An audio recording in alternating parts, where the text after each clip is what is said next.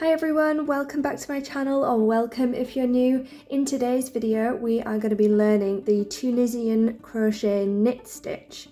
So if you have seen my previous Tunisian crochet tutorial, it's very similar to that, but this is just going to show you how to create that knit look, because I know a lot of crocheters prefer the look of knitting but don't enjoy the actual process of knitting, or find it too time consuming, or maybe just have never learned. So this is a really good alternative for people who want that knitted effect without doing the actual knitting. So without further ado, we'll get started and talk about the basic techniques. So today I'm actually going to be trying one of the crochet hooks that I mentioned in the previous video, where they are on like a tube wire at the end of the crochet hooks. This is for making like garments, blankets, anything that you might need a little bit more fabric. These were a set that I found on Amazon. They're quite cheap and cheerful, but they're good if you're a beginner just getting started. So we're going to be starting off with our foundation row. So you will be starting all your Tunisian crochet stitches like this. And again, if you haven't seen my previous Tunisian crochet tutorial, I would suggest going back and watching that. It really helps if you're familiar with the standard crochet, Tunisian crochet stitch before you attempt any of the other ones. So normally we would be going underneath the post at the front like so, and then pulling up our loops. But this is how we're going to make the stitch different. So you can see on the end that you've got this loop around. So all these loops run all the way down the row. So normally we're putting it through the front just like this. But to do the knit stitch, we're actually going to go under the main loop but through to the back. And then we're going to pull up a loop through that, so we yarn over and then pull the loop up. So you can see there that we've gone through. So make sure you're not going under the first post and you're not going between the posts. You want to make sure you're going through the stitch rather than in between the post. So we're not going through here. You can see the loop here, so we've missed the loop there. We're going through the little archway and pulling up a loop. And just like the other Tunisian crochet stitch that we covered before, we're just going to go through every stitch all along the row.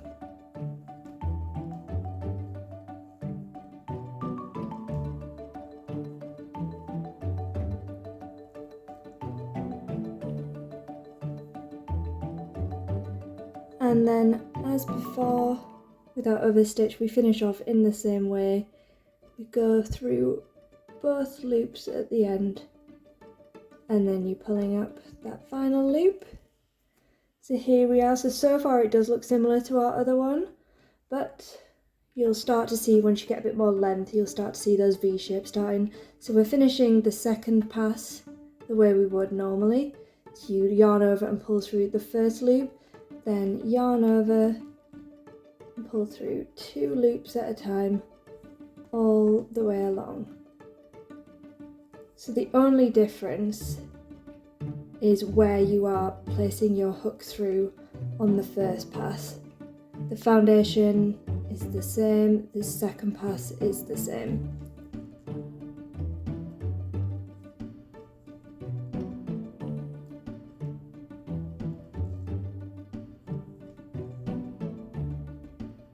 There we are, and then I'm pulling a loop through my last stitches.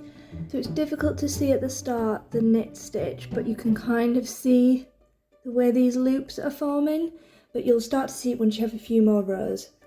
So again, we're going through the little archway, pulling up that loop, through the archway, pulling up a loop, and so on. So if you have the basic grasp on Tunisian crochet, this should not be too difficult to pick up.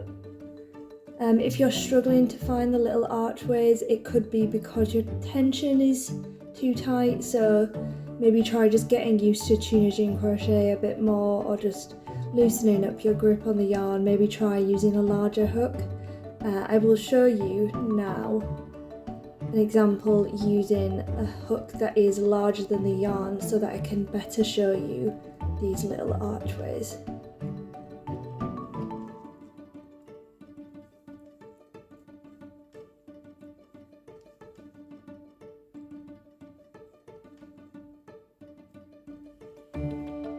So that's our second row complete, and you can see a little bit better those knit-like effect. So now I'm going to show you with a larger hook.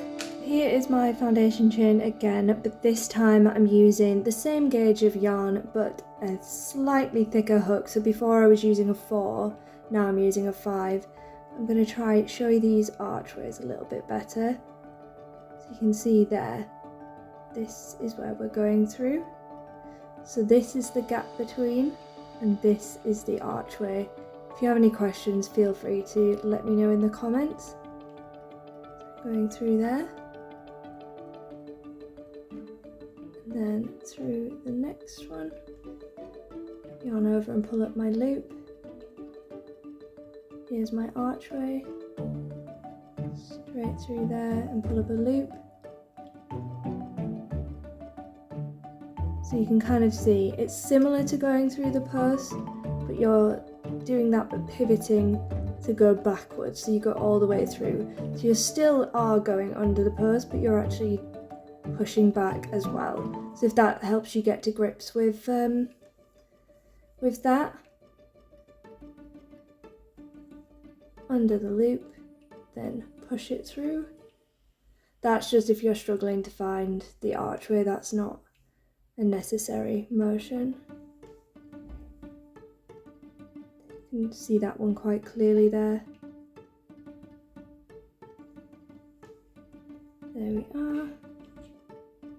And through the 2 posts at the end. And of course, our standard second pass.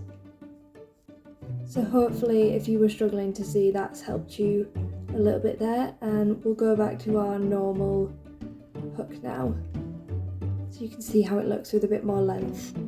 So now I've got a little bit more length on there, and we're just carrying on making these rows.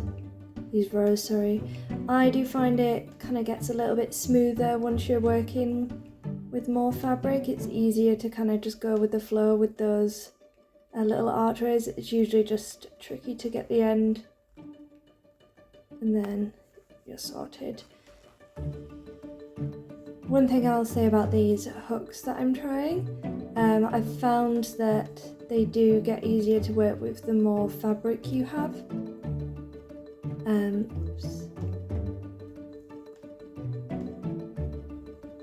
Yeah, if you're a beginner and you want to try something, these are probably a good budget-friendly option.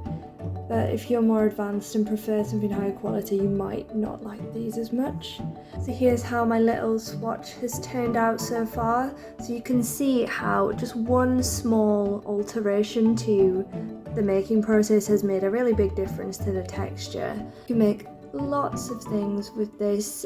People like to make garments out of these. You could use them in combination with other types of Tunisian crochet stitches. So here's a little swatch that kind of shows you the difference between the 2 stitches. So you can see here in the standard Tunisian crochet stitch, you've got these vertical posts, whereas on the knit stitch, as with knitting, it's got these kind of V shapes. So let me know in the comments, would you try out this stitch? What would you make with it?